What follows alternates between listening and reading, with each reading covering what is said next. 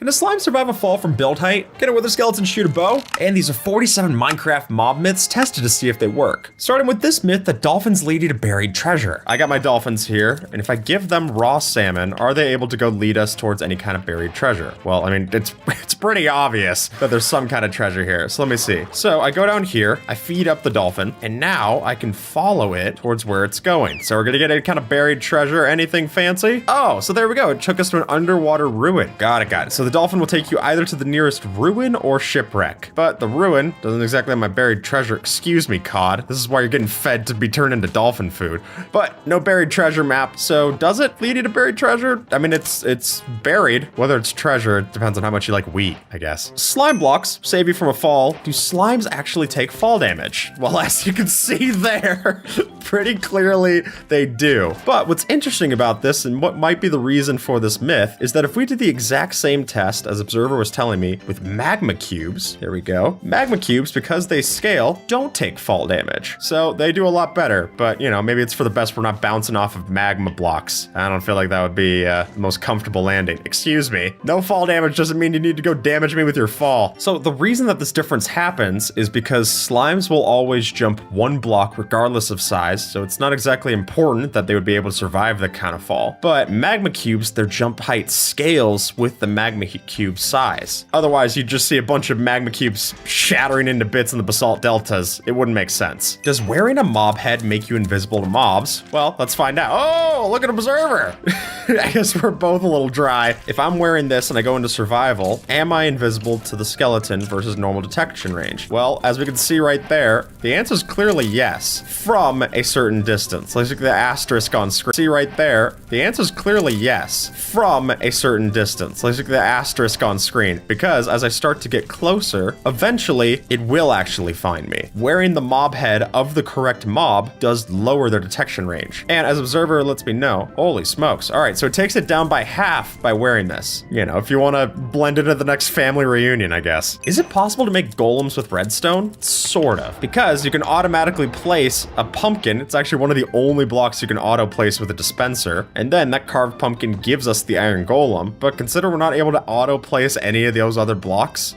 You can auto finish a golem. Can you auto make one? Not necessarily. If you were to name tag a creaking, does that prevent it from despawning? Let's get it to nighttime. That gets us our creaking. So if I take down my name tag, and of course, my favorite thing to do a name tag is naming it something that makes it upside down. Will our upside down creaking stay in the day? I mean, he's upside down, so you know, maybe the time sensitivity is a little different too. So we take that, set it to day. Does it despawn? It doesn't. What? I didn't know that. So if I break the heart, it's still connected to the heart. I'm gonna get Monster Hunter. That's so shocking to me that it stays during the day. Let's see normal behavior with that, right? So if I were to get my creaking heart down and then I set it to day, yeah, I don't even come around quick enough to see it. So it used to work where they would despawn in the day when they had a name tag during the snapshots, but that was changed based on player feedback. Hey, look at that, a point for player feedback. How tall are villagers? Are they the same height as the player? Well, as we can very clearly see by the fact that I can exit this door and he cannot, even though visually, if I go and stand next to this villager, we look to be just about the same height. You know, maybe put me back to back. If I stand on my tippy toes, I might be a little taller. Here, let's get a no AI villager for me to stand next to. How about that? So here's our no AI villager. It actually is a little bit taller than me. And if we check the hitboxes, that's all going to be confirmed. There you go. Villagers are taller than players. A player is what, 1.8 blocks tall? And they're exactly 2 blocks tall? Look at that, exactly 2 blocks. Will villagers despawn if you get far enough away? Well, unlike other mobs that we're used to, like hostile mobs, villagers are called persistent mobs. So if I were to step away from this, only the zombie villager is going to disappear and the regular villager will persist, which makes sense, right? You wouldn't want your villagers just all of a sudden disappearing entirely from your village. And in fact, if something like that does happen, it's more likely that one of your villagers died off or there was something like a lightning storm that turned them into witches. So if I stepped away from this, do we have our mobs despawning? Sure enough, we got our regular villager there, but our zombie villager, no more. Yeah, sorry about your brother. Do villagers need beds? Well, we got a villager. He seems to like his bed. I wouldn't have guessed pink for you with the eye patch. The truth is that villagers will still trade even without needing a bed. So if I go and trade with him and then I break his bed, he's still fine. It all depends on this workstation block. So you can always work, they're just not gonna sleep. The reason that you would want beds for villagers is two-pronged. One is that you need it for villager breeding, and in fact, every open bed is gonna be another villager villager that they can breed for. And also, they need beds to establish what a quote-unquote village is to then make iron farms. Farmer villagers cannot farm wheat, they only farm bread. Let's see if that's true. Now, this is a villager that we summoned with its inventory already filled up, so it's not able to pick up anything else. And I believe if we got a tick sprint going, we'll be able to see what's happening here. So there we go, working along in the crop farm. Not looking very busy. All right, so it's definitely breaking the wheat, putting some of the stuff down into a composter, but do we see in here that we're getting wheat? So yes, we are getting wheat. So why is that the case? If you had an auto farmer or villager breeder, and you're wondering why you're only getting bread, the reason is that when they go to give it to other villagers, it's always going to be in the bread form because it's a food item as opposed to the raw thing of wheat. Are creepers silent? Let's test this myth. So I've got a creeper here, right? It's definitely moving around a bunch. The cats definitely make sound, but can I hear anything from the creeper? Let's listen closely. Sure enough, there are very subtle footstep sounds that come from the creeper. But while there are footstep sounds, the creeper itself isn't making any noise. And the only time where it will make noise is if I get in survival and it blows me up. Ooh, okay, well, cats won't make any noise anymore either. Is it possible for a charged creeper to be completely invisible? What we're testing here is that some mobs retain parts of their model when invisible. Think of it like wearing armor while you're invisible. So, is this the case with a charged creeper? Because a regular creeper, that's gonna go fully invisible. That's expected behavior. But if I get in creeper, make it lightning, and then invisit, sure enough, both of those creepers that I have there, you're gonna always see their lightning cloud. Now, let's keep these charged creepers because I got another thing that I want to test. If we were to increase the creeper's power up to charged creeper status, is it possible for it to blow up other blocks? All right, we can test this with a flint and steel, so luckily I don't have to go into survival. So long! The answer is no. But what about something a little lighter, like filled with reinforced deep slate?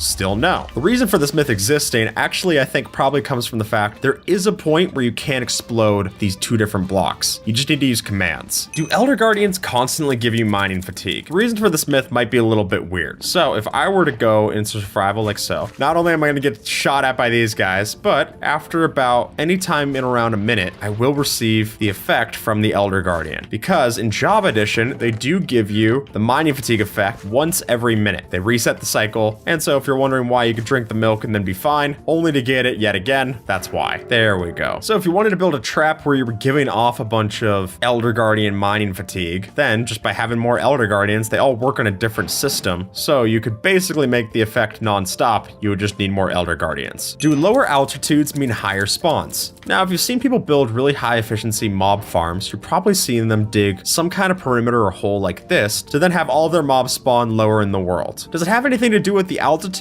Not necessarily. What it really has something to do with is the amount of blocks that Minecraft's spawning algorithm has to check for. So think of it like this. If I'm into this chunk over here, there's all of the different layers that I'm flying through. Each one of these, Minecraft's got to check if there could be something that could potentially spawn in this area. And if you're thinking of all the caves and stuff that we have around, even if those are lit up, it's just going to slow it down. For this example, we have two platforms that are almost entirely identical, except the one on the left is perfect spawning conditions, no blocks above it, and the one on the right, if we zoom all the way up, has an absolute copy so that every block that you're seeing here in the red is actually covered with a block all the way up at build height. So already, look at the difference that we're seeing here. All of this filled up so much faster than the one on the right. So just by having even just another set of blocks, it throws off the spawning algorithm that much. When we do a test like this, it's ultimately clear that lower altitude does help with spawning rates. So if you want to build your mob farm, build it down below. Sea turtles have to breed on the beach. Well, let's find that out. So I could take my turtles all the way over here and get them breeding. That's not so much the issue. It doesn't really have to be a beach. The thing that you're going to notice though is that they always want to go back to where they were born, and at that home location, if there's sand, start planting down their eggs. So usually, because we're seeing a lot of turtles spawn on the beach, that's why this happens that way. There we go. So now that the block is sand, we're definitely not in a beach. It finally goes. So this next myth that we're testing is, do you need to sleep fully through the night to get rid of phantoms? As much as I'm gonna hate it, we're gonna set it tonight, summon our phantoms. The truth is just even touching my head to a pillow is enough to get me rid of insomnia. So now I no longer have the insomnia tag. Unfortunately, the phantoms are still here. So just having a bed that you're right-clicking every now and then, that's more than enough. Granted, you'll still lose your spawn point that way, so it's not a perfect solution. So our next myth, poison works like regeneration for the undead. So let's get a damaged undead, even a little bit more damage. Now, the reason that this this might exist is because if I take a splash potion of healing, that'll kill him, but a splash potion of harming heals him up. If I were to get my weakened husk here and I give it poison, does that regen it? So he's not taking poison damage, but he's also not taking any health back either. He's still weak. Dies in only 2 punches. Our next myth is that all zombies are able to break down doors. But let's summon some natural husks here. As you can see, none of these are up for the task. And in fact, it's only up to 10% that can do it. And this will scale with regional difficulty. So the longer you're in an area, the more likely it is for zombies to become door breakers. But even then, it's still only 1 out of every 10. And it's only on hard difficulty where they can actually succeed in breaking down the door. The rest of the time, they're just gonna go and make a bunch of noise. There we go. Oh, sorry, villager. Worth noting too is that even if they have something in their hand, it doesn't make them mine through the door faster, even if they have an axe. Drowned, much like their husks or zombie counterparts, are hostile mobs. Well, we could test that actually. This one's a little bit confusing, because during the day, they're not throwing anything at me. And in fact, they won't up until the point where I step into water, and then I've made them angry. So if you're going for a swim and you're wondering why they're coming after you during the day, it's because you touched water first. So at this point, they're neutral. So now, if I were to get the drowned and it's nighttime, they will attack me under all circumstances. So they are technically classified as a neutral mob, but at night, they're functionally hostile, and during the day, they're functionally territorial. Wither skeletons cannot shoot bows. Well, we got a wither skeleton, we gave it a bow with commands. Will it shoot me? Not only does it shoot me, but there's an unexpected behavior where they shoot out fire arrows. So it makes you wonder if there's at some point it actually coded in for wither skeletons to have bows. That's not a bow that's enchanted with flame. That's just it shooting as if it was a flame bow. So wither skeletons, although you won't see this in the base game, will definitely shoot you with bows and arrows if given the chance. Does the same thing happen with a crossbow? Well, there we go. Just changed it out in the command block. We've now got our crossbow wither skeleton.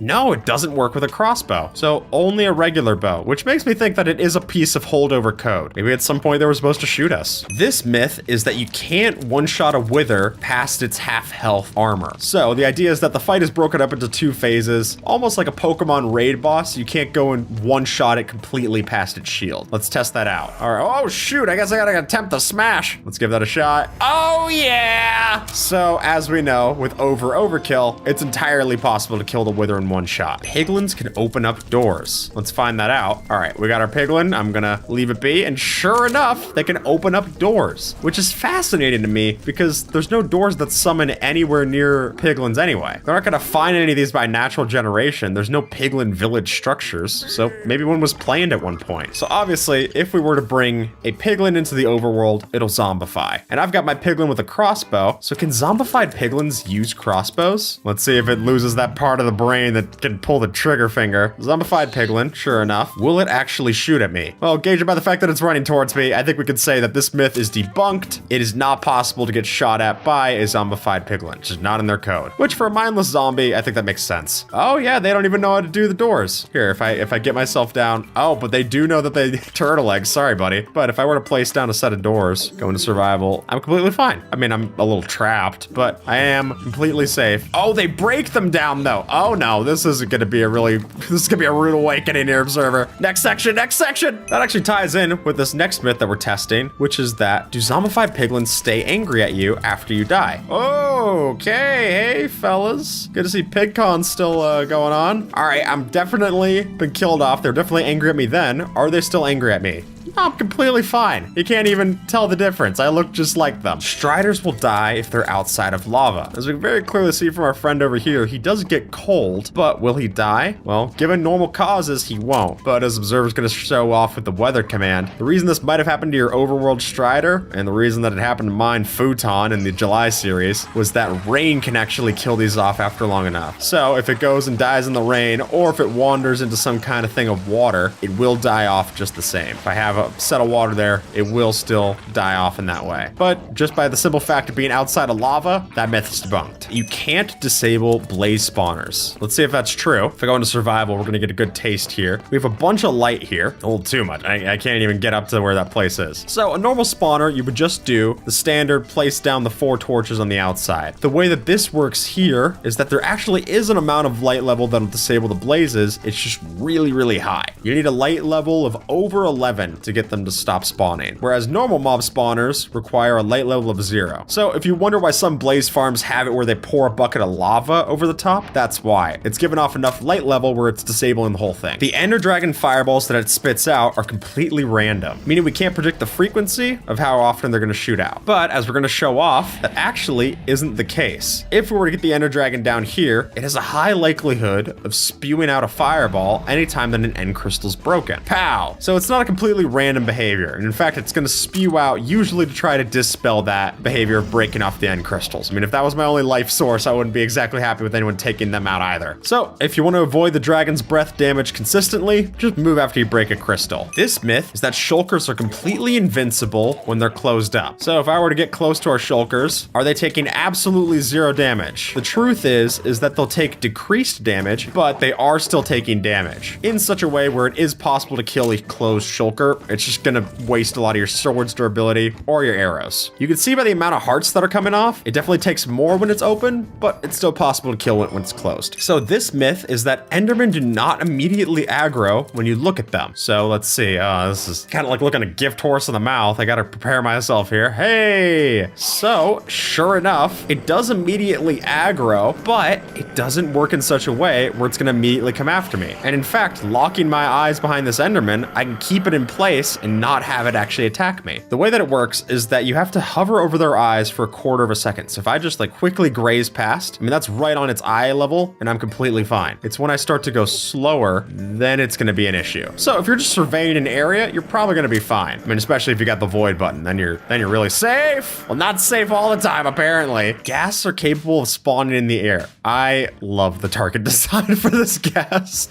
That's awesome. So is it possible for a ghast to spawn in the middle of the air? Well, they certainly fly around a lot, so you're probably seeing them in the air. So here's our spawning platform. And then I believe if I go fly away, and if I go into spectator, so there we go. That ghast spawns, but it only spawns first on the block. And it's really noticeable because all their tentacles are gonna go clip through the blocks. There we go. So yeah, it doesn't even matter the light level. This is getting a little nightmarish. We probably gotta move on to the next section. Is it possible to convert gas into happy gas? Oh, well, we're gonna try by drowning this ghast. If you add water, will it become happy? Well, it seems kind of passive right now, but that's because there's no me to attack. The answer is there is no way to convert your gas into happy ghast. We're gonna make it a dearly departed ghast. Well, there's no way to convert your ghast to a happy ghast. It's not like if you go bathe your happy ghast in lava, it'll turn back into an angry ghast. It probably doesn't like you, but it won't be an angry ghast by definition. So this myth is that cave spiders will always poison you. I mean, otherwise, why would you have a cave spider versus regular spider, right? The truth is that on lower difficulties, all they will do is actually melee attack. So here we've got a cave spider on easy difficulty. I'm completely fine. I mean, not completely fine. I am still getting attacked by a cave spider. There's different amounts of poison on different difficulties too. If we go up to normal, then it lasts for 7 seconds and causes 6 damage or 3 hearts. And if we go up to hard, then it lasts for 15 seconds and causes 12 points of damage or 6 hearts. This myth is that if you're finding silverfish, that must mean that there's a stronghold nearby. Well, I'm gonna test my luck. You know, this doesn't feel all that lucky. And the truth is that it's really not lucky because silverfish can actually generate in situations outside of where a stronghold is. So silverfish are able to spawn in mountains, windswept hills, igloo basements, all as an addition to the environment. It feels more like subtraction, honestly. I'm not thrilled about any of this. Unfortunately, it does not mean that there is a stronghold nearby. Passive mobs are finite. So all the passive mobs that generated when you loaded up your world in the first place, they will never spawn in anymore if you kill them all off. Well, let's see. We got our passive pig right here. The truth is that passive mobs like this pig can actually respawn. It's just gonna be slow. And the way that this would happen is that you would need things like open grass blocks, a lot of time to pass, and you have to make sure that the passive mob cap isn't getting filled up by other mobs. So I remember a story vividly in July series where I wanted to generate more mushrooms in the mushroom fields biome post-generation. And the way that we had to do that is that we had to kill off all of my mobs that were in the spawn chunks because those were filling up the passive mob cap. And then eventually, if we loaded it correctly, we were able to get the mushrooms to spawn over there. So I typed in this command to log my mob caps. I hit tab. And then if you zoom in at that second fraction right there, 186 out of 10. So 10 is the mob cap cap of passive mobs. And then 186 is how many are currently loaded. I would have to get it down to 177 just to have the chance to then load a new mob. So that's why you're not seeing people go and make passive mob farms very often. If you have chickens attached to a lead, then you can actually hold on to these to stop yourself from any kind of fall damage. Well, let's give that a test. A bunch of chickens on leads. It's not the most, but it should be enough. Fantastic. There's my bridge. It was a pleasure knowing you, Observer. Make sure I don't drop any chickens before I need to go and jump off. And see ya! Well, for one, my leads break, but that's also not a feature of the game, despite what TikToks might get you to believe. Goats are able to drop mutton. Well, let's find out. Oh, hey, Dinner Bone. Well, I got a bone to pick with you, and it's what we're having for dinner. Well, no matter how many times that I kill off that goat, it's never gonna drop mutton. So, the reason that this myth might still exist is because at one point, it actually was a feature of the game. I didn't even know this, but back in the Bedrock Edition experimentals for the caves and cliffs, you could kill off a goat, and it would drop mutton.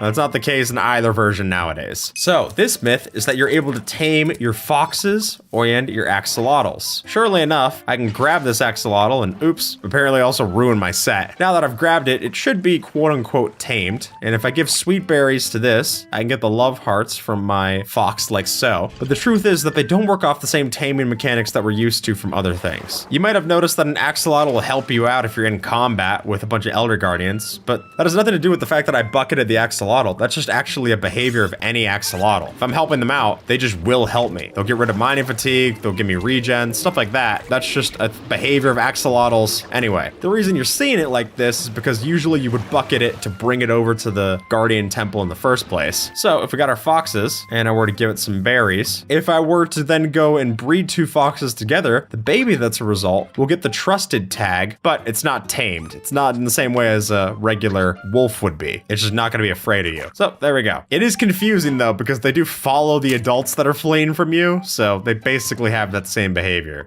Stranger dangers ingrained, I guess. So this myth is that you can instantly tame a horse if you give it an enchanted golden apple. Well, let's see. I got my enchanted golden apple. I shift click it. Is it instantly tamed? Not at all. While certain items are definitely better, it's not like it's that much better. I still had to give it 9 enchanted golden apples just to get it like this. Don't waste your enchanted golden apples on this. You're literally better off if you just put it towards a thing banner pattern. If I were to get a regular and give it regular golden apples, still very expensive, might I add. Just the same, I gave it 10. It is the fastest way to tame them. You're getting no benefit from the enchanted one over the regular one. Certain horse breeds are a faster speed. Let's see. Whoa!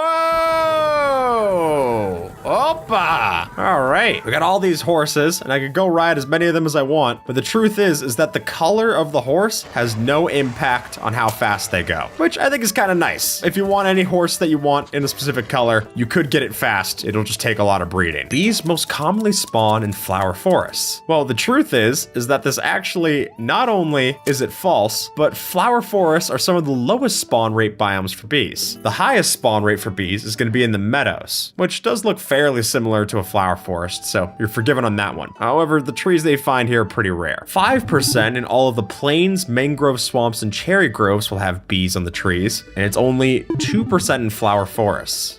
That is better for the regular forest, as it ends up being 0.2% in regular forest, birch forest, and old growth birch forests. Here's our flower forest, and can we find any bees? Oh, there's one right over here, but I don't even think this is in the flower forest area. Oh, it still is. The reason this misconception might happen is because the only way to get a sapling to grow and grow with a bee nest is by having it within 2 blocks of a flower. Obviously, there's a lot of flowers in a flower forest. Even then, it's a lower chance than if you were to bone meal the sapling yourself. That being a 5% chance as compared to the 2% chance that we're seeing here. Spiders will attack bees. Well, let's see. Yeah, I don't think they signed any kind of peace treaty. I think this is just actually spiders will never attack bees. And now if it's turned to night, still no difference. So the truth is that if your bees are disappearing, it's more likely that they lost their home on accident, because bees will continue to wander away further and further from the bee nest. Spiders cannot climb magma blocks. Well, let's see. We got our setup and we aggro the spider. Will it climb up the magma blocks? Sure enough. It's not even taking damage from it. Now, the reason this myth exists is because this is a Bedrock Edition only feature. So in that version, the spiders can't climb magma blocks. But for those of us on Java, it's not a way to keep you or your villagers safe in this case. The next myth we're testing says that a spider can climb the world border. Well, we can't place any blocks off the world border, so that would be a little weird. There we go. If I get my spider in, and if I get up here, go into survival, is it able to climb up towards me?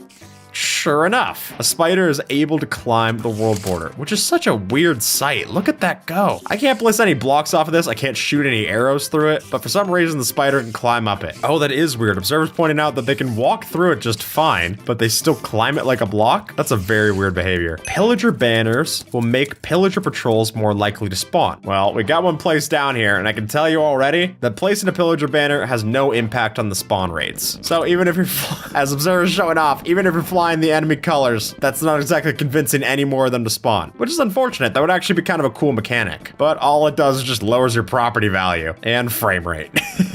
As you might have seen, witches can actually generate during a raid, and if I get the Bad Omen 5 effect, we'll probably see some here. But while that is true, will they attack the villagers? Let's find out. All right, we got a witch from this part of the raid. Let's see how it goes and helps out the rest of the raid. So as you can see, it does give down things like regeneration potions, but does it attack our villagers? Well, we could even test this out by just placing down a villager next to it. Even though our pillagers are going to go after it and the witches would go after us, the witches do not actually do anything to our villagers. Despite how scared, look at this guy, he's sweating. Yeah, the witch will be very confused. So even though it's counted towards the raid, it doesn't exactly help out to finish the raid, which I guess that makes sense. It's a healer main. So we can trap a witch with our villager, and despite their differences, they're completely fine. Bats are able to spawn the warden. Now, that's something I've always been worried about when I see one of these bats going and flying around the Skulk Shriekers. It's definitely intimidating, but the truth is that even though they're able to make it play a sound and that they can activate the different Skulk sensors, it actually does not tap into our 3-strike system. If we brought down a whole bunch of other mobs, if I brought down things like villagers and pigs and everything, they'll definitely trigger our Skulk sensors, but the Skulk Shrieker is only triggering based off of player vibrations. But the reason that this myth might exist is because the warden will attack some of these mobs, including bats. So as we can see by these sound waves that are given off by the bats, the warden actually will aggro on the bats, but the Shriekers, not so much. We're going into an actual ancient city for this one, since this myth says that it's impossible to spawn multiple wardens at the same time, which if you think of it like a boss mob, that would make sense. As we're gonna see by me getting a